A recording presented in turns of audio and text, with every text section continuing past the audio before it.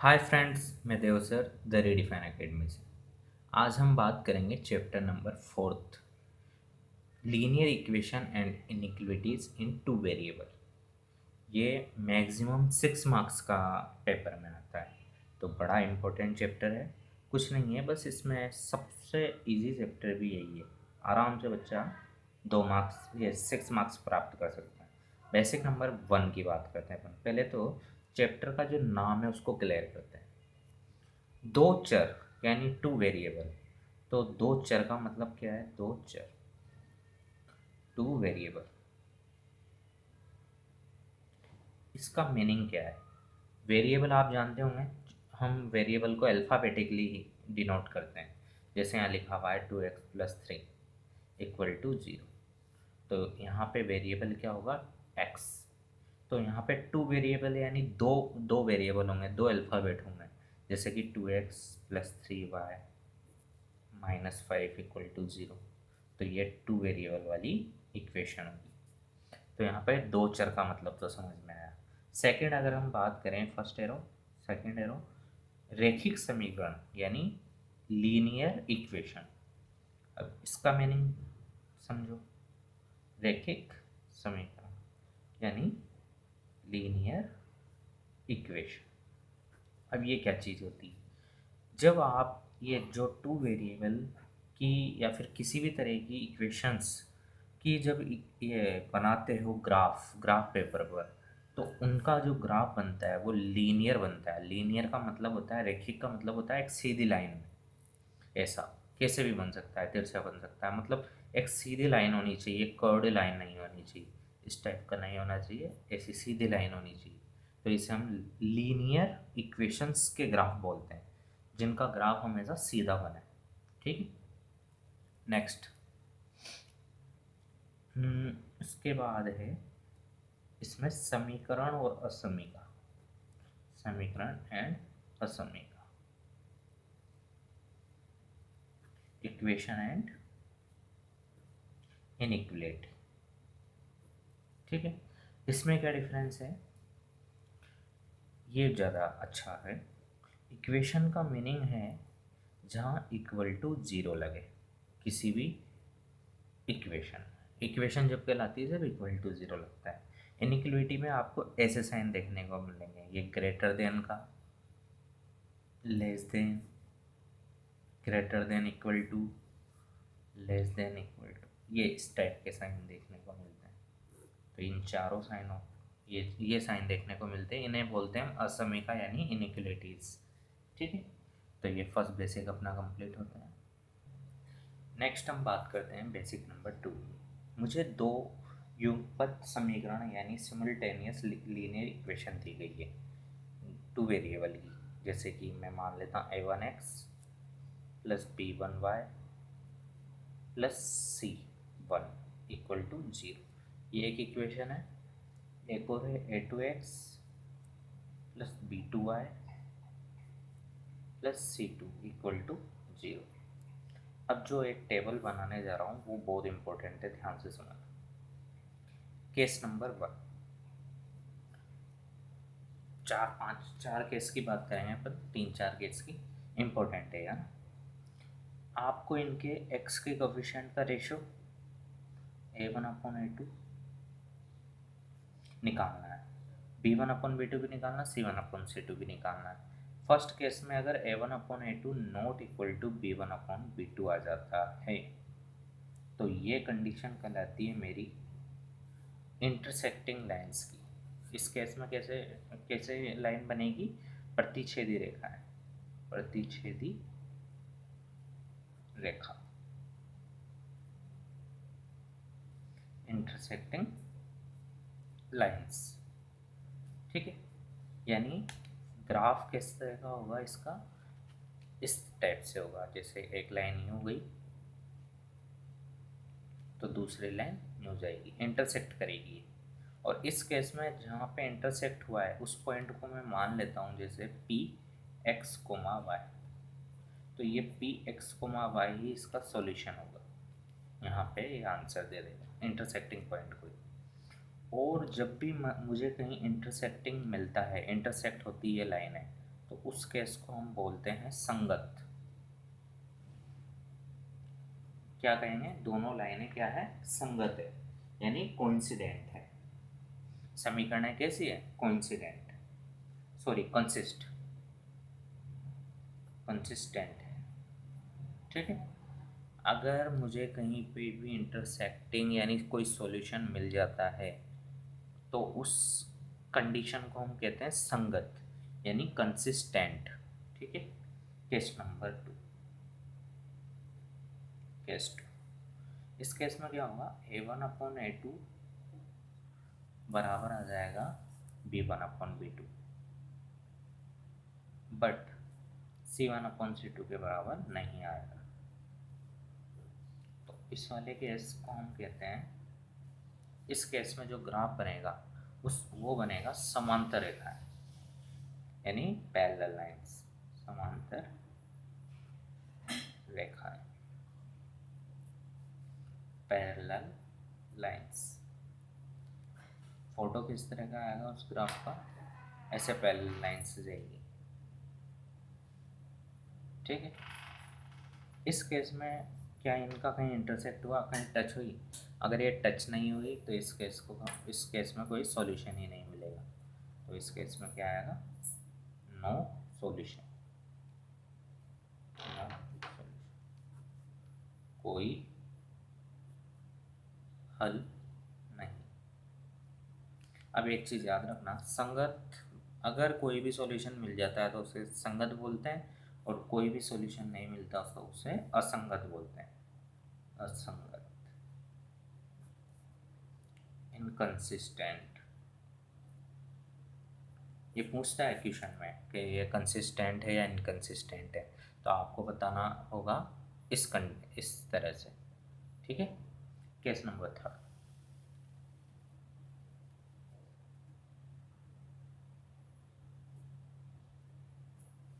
Case number 3 में क्या होगा, A1/A2 बराबर आएगा B1/B2 के, बराबर आएगा C1/C2, यानी तीनों बराबर हो जाएंगे। तो इस केस को हम बोलते हैं संपाती रेखा है,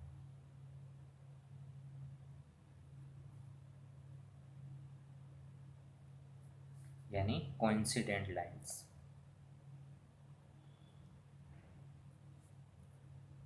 लाइंस। ठीक है। इस केस में क्या होगा, जो इसका ग्राफ बनेगा, फोटो बनेगा, वो कैसा होगा, संपाती का मतलब होता है एक के ऊपर दूसरी वाली, मतलब जैसे एक लाइन मैंने ऐसे बनाई तो दूसरी भी इसी के ऊपर आएगी, एकदम इसी के ओवरलैप कर जाएगी उसको, इसलिए उसे कोइंसिडेंट लाइंस कहते हैं, यानी संपाती रेखा।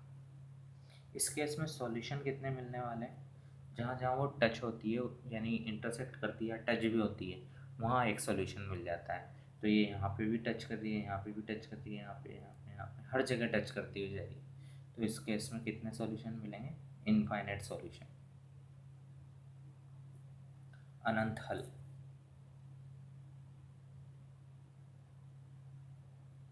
और अगर एक भी हल मिल जाता है तो उस केस को हम क्या बोलते हैं, संगत या असंगत, संगत, संगत मतलब कंसिस्टेंट। याद रखना, एक भी सॉल्यूशन मिलने की केस को संगत कहते हैं, कंसिस्टेंट, और सॉल्यूशन नहीं मिलता तो इनकंसिस्टेंट।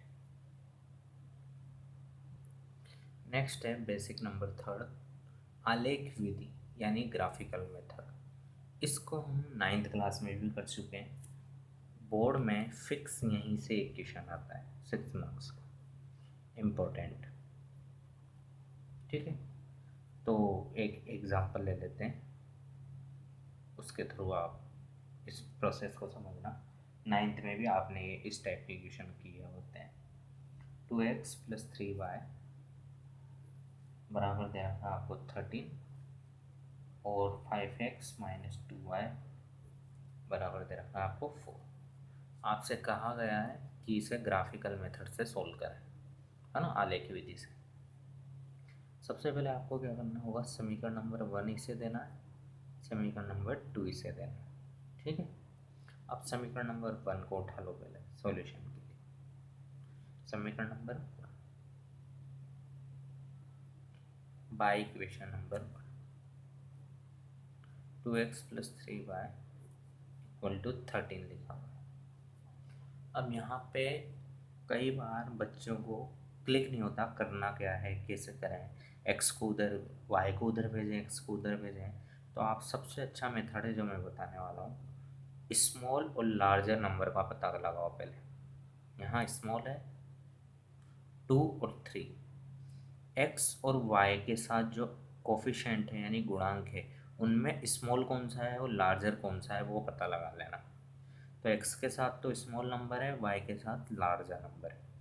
अब लार्जर वाले को हमेशा उधर भेज देना।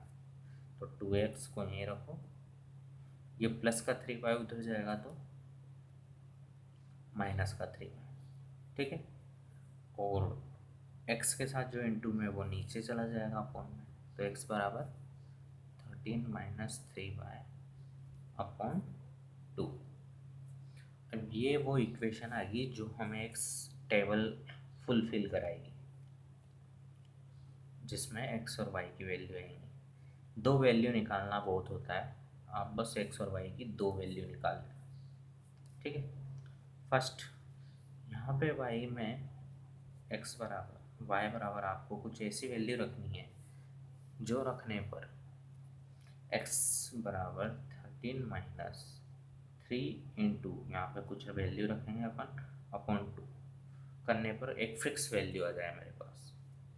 तो सोचो आप 1 रखो, अगर यहाँ 1 रखते हो तो कितना होगा, 3 इंटू 1 3, 3 इंटू 1 3, और 13 में से 3 इंटू 1 यानी 3 माइनस करा तो 10, 10 अपॉन 2 यानी कि 5। एक बार समझना क्या करा मैंने, 1 रखा, y बराबर 1, y बराबर 1 रखने पर 13 का तो 13, 3 इंटू 1 3 अपॉन 2, यहाँ पे 13 में से 3 गया तो 10 अपॉन 2, ये 2 की टेबल से कितनी बार 5 10, तो x बराबर तो 5 आया और y कितना रखा था आपने 1, ठीक है।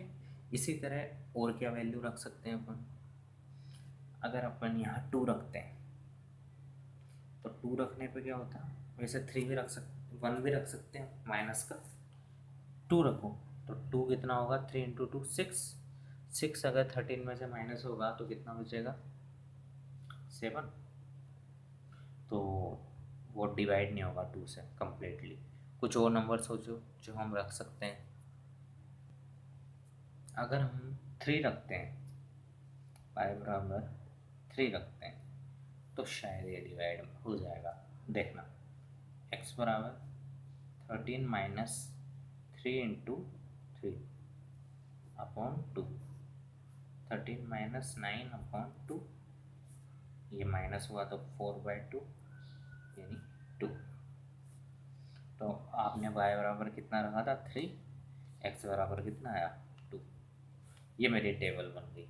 इसी तरह हमें समीकरण नंबर 2 को भी यूज करना है और इस तरह की टेबल बनानी है। समीकरण नंबर 2 लेते हैं अब, 5x - 2y बराबर 4। अब यहाँ स्मॉल नंबर 2 है और लार्जर नंबर 5 है, तो स्मॉल वाले को हमें यहाँ रखना होता है, मगर यहाँ माइनस का स्मॉल है तो आप क्या करो, इसको उधर भेज दो और 4 को इधर लिया। क्या किया मैंने एक बार देखना, -4 इधर लाया तो माइनस का 4 और ये उधर गया तो प्लस का 2y, ठीक है। अब 2y में y की वैल्यू निकालनी है, 2 को नीचे भेज दो तो y बराबर कितना हो जाएगा 5x - 4 अपॉन 2। ये वो समीकरण आ गई जिससे हम टेबल बनाएंगे। x y बराबर हम पहले क्या रखते हैं, अगर हम y बराबर माइनस का 2 रखते हैं, सॉरी x बराबर रखना है, अब तो यहाँ जो वैल्यू होती है वो रखते हैं, तो x बराबर क्या रखते हैं 0 रखते हैं, तो कितना आ जाएगा y बराबर 5 इंटू 0 -4 अपॉन 2, 5 इंटू 0 0, 0 में से -4 गया तो माइनस का 4 अपॉन 2 यानी कितना है -2। तो y कितना है -2 x0। नेक्स्ट इसी तरह अगर मैं x बराबर 2 रख दूँ तो y कितना आएगा 5 इंटू 2 -4/2 10 -4/2 यानी 6/2 यानी 3। तो y कितना है 3 x बराबर 2 रखने पे। अब ये दोनों टेबल आपको, इन दोनों टेबल से आप एक ग्राफ बनाओगे। ग्राफ देखना आप। अब आपको एक ग्राफ पेपर पर ऐसे हॉरिजॉन्टल और वर्टिकल लाइन बनानी है। ये होता है x, ये होता है -x, ये होता है y, ये होता है -y। मैंने 5 और 6 तक के यहाँ पे ये नंबर्स डिनोट कर दिए। तो आप पहली टेबल देखो, आप 2,3 और 5,1 लिखा हुआ है वहाँ, है ना। तो उसे बनाने वाले हैं अपन। इस तरह की एक टेबल है वहाँ, XY 2 3 5 1। तो पहले 2,3 बनाना है। तो x की तरफ मुझे 2 चलना है, y की तरफ 3। x की तरफ 2, y की तरफ 3। तो यहाँ पे मिलेगा, ठीक है, एक पॉइंट उसे डार्क कर दो। नेक्स्ट 5,1। तो 5 x की तरफ तो 5 चलना है, यहाँ पे आया, और y की तरफ 1। तो y की तरफ 1, x की तरफ 5। ये दूसरा पॉइंट कर दो, ठीक है। अब इन दोनों पॉइंटों को आप क्या कर दो, स्केल से मैच कर दो। अब आप स्केल से बनाओगे एकदम परफेक्ट बनेगा। उससे तो तिरछी लाइन खींच गई थोड़ी, ठीक है। और यहाँ टच भी हुई है ना, टच करके चाहिए। नेक्स्ट टेबल थी अपनी 0, -2 और 2,3। तो 0 तो ये रहा, x y की तरफ -2 नीचे चला जाओ तो यहाँ पॉइंट मिला। अगला 2,3 यहाँ पे मिलेगा। अब इन दोनों को मिला दो।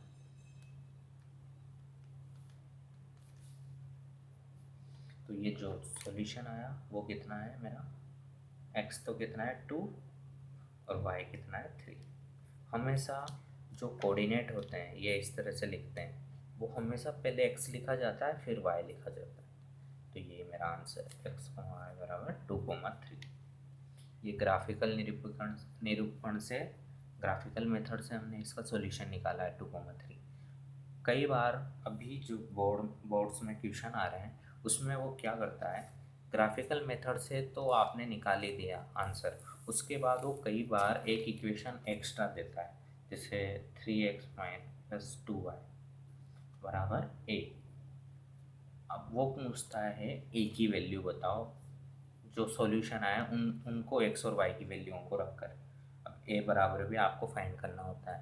तो यहाँ पे x y की वैल्यू है ये 2,3। तो 2,3 अपन इसमें पुट कर देते हैं, x की जगह तो 2 और y की जगह 3। तो इससे a की वैल्यू आ जाएगी मेरी 6 6 12, 6 और 6 12। तो ये a बराबर भी आंसर आया। कई बार वो आपसे पूछेगा कि जो आपने इक्वेशंस बनाई, ये इनकी ग्राफ बनाया, वो ग्राफ y एक्सिस को किस पॉइंट पे कट कर रहा है। तो वो इसके कोऑर्डिनेट पूछ लेगा, इसके पूछ लेगा, x एक्सिस को कहाँ कट कर रहा है वो पूछ लेगा। और ऐसा भी पूछ सकता है कि ग्राफ और y एक्सिस के द्वारा जो ट्राइंगल बन रहा है, जैसे ये बन रहा y एक्सिस और ग्राफ के द्वारा, तो इनके कोऑर्डिनेट बताओ। तो वो आप ये भी बता सकते हो। इसी तरह लाइन, ये दोनों रैखिक समीकरण और x एक्सिस के द्वारा बनने वाला ग्राफ, ये ट्रायंगल, तो उसके कोऑर्डिनेट बताओ। तो ये ट्रायंगल बन रहा, इसके कोऑर्डिनेट एक तो इसका एक इसका, वर्टेक्स के कोऑर्डिनेट पूछता है तो वो भी बता सकते हो आप शीर्षों के।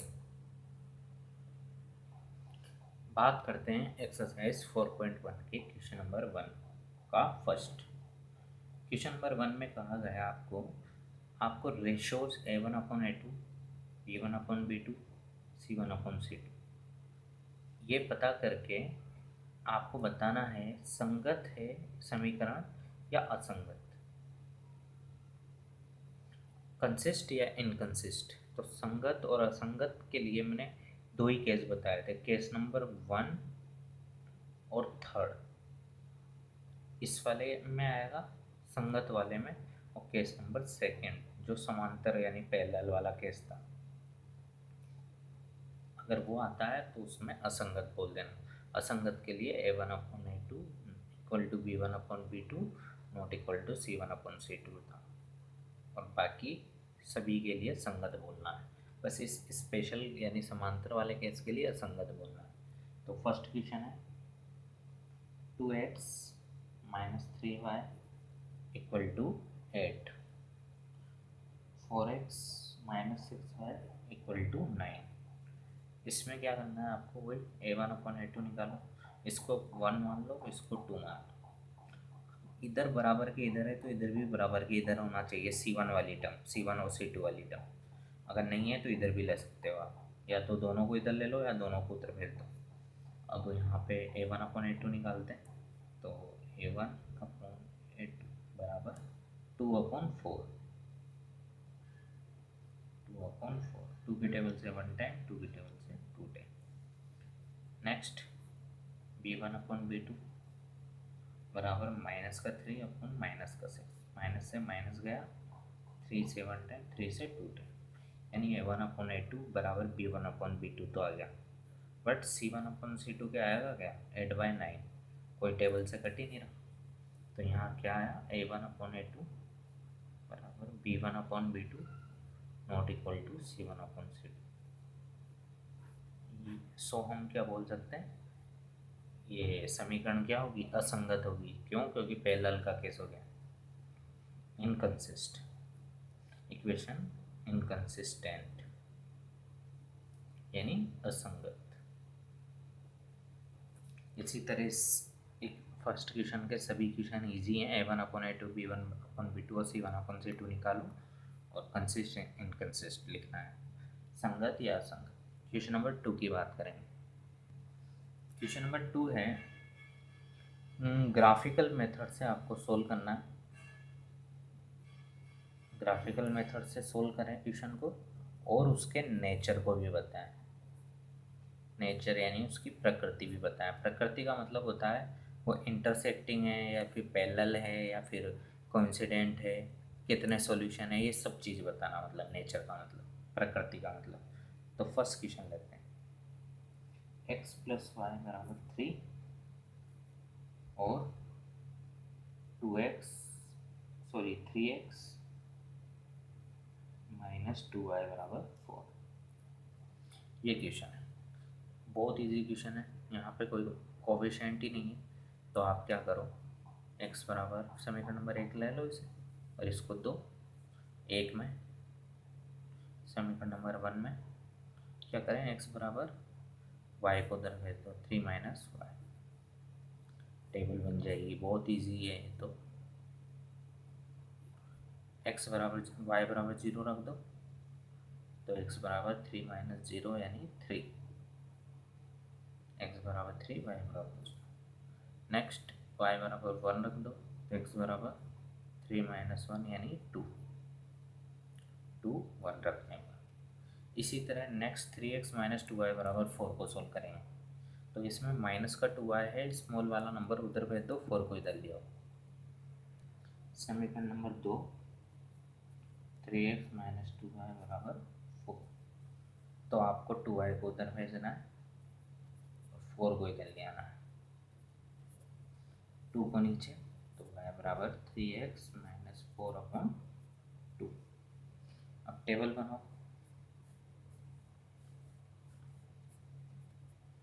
x y x बराबर 0, तो y बराबर 3 × 0 - 4/2 यानी -4/2 यानी -2, तो y -2 x 0। एक और x बराबर क्या लें, 2, x बराबर 2, तो y 3 × 2 - 4/2, 3 × 2 6 - 4/2 यानी 2/2 यानी तो y1 x2, ये दोनों टेबल तैयार होगी। सेम चीज़ अब हम ग्राफ बनाएंगे। ग्राफ आप खुद को ट्राई करना है, इसका ग्राफ बनाकर अगर सॉल्यूशन, इसकी प्रकृति बतानी है यानी नेचर बताना है। अगर ग्राफ इंटरसेक्ट होता है, ऐसे कट करता है, तो लिख देना उस पर प्रतिच्छेदी रेखाएं। ये ग्राफ बनाने पर आपको खुद को पता लगेगा, है ना। ग्राफ आपको खुद को सोल्व करना है, उस इन पॉइंट्स को रखने हैं, है ना, दोनों टेबल के। अगर इंटरसेक्टिंग होता है, प्रतिच्छेद करता है, तो वहाँ पे प्रकृति लिख देना। One solution, unique solution. हाँ, ये एक ही सॉल्यूशन आता है, उसे हम अद्वितीय सॉल्यूशन भी कहते हैं, याद रखना। अद्वितीय हल यानी यूनिक सॉल्यूशन। और अगर पैरेलल होती है तो कोई सॉल्यूशन नहीं, ये इसकी प्रकृति है। और अगर एक ही लाइन पे ओवरलैप हो जाती है तो कोइंसिडेंट बोल देना, ठीक है। नेक्स्ट हम बात करते हैं question number third. Question number third में है, ग्राफिकल मेथड से आपको सोल्व कर कर जो वाई एक्सिस है, वाई एक्स है, उस पर ग्राफ किस जगह कट करता है, उन पॉइंट्स को बताना है। तो आप खुद ही सोल्व करना है इसके क्वेश्चंस को। और जो ग्राफ बनेगा, जैसे ये ऐसे ग्राफ बना, ठीक है, तो एक पॉइंट ये वाई एक्सिस को यहाँ कट कर रहा है और एक यहाँ कट कर रहा है, तो इनके कोऑर्डिनेट यानी निर्देशांक भी बताने हैं आपको। क्वेश्चन नंबर फोर्थ में आपको ट्राइंगल पूछा गया है, ट्राइंगल के शीर्षों के निर्देशांक। तो ग्राफ अब जब आप सोल्व करोगे तो वाई एक्सिस के द्वारा दोनों इस तरह से ग्राफ बनाएंगे, तो ये ट्राइंगल बनेगा। इनके कोऑर्डिनेट पूछें तो एक तो ये वाला कोऑर्डिनेट आएगा, एक ये वाला कोऑर्डिनेट आएगा, और ये एक इन्हें शीर्ष यानी निर्देशांक बोलते हैं। तो क्वेश्चन नंबर फोर्थ में भी ओनली ग्राफ को ही सोल्व करना है आपको, ठीक है। धन्यवाद। अगर वीडियो अच्छा लगे तो लाइक करें, चैनल को सब्सक्राइब करें।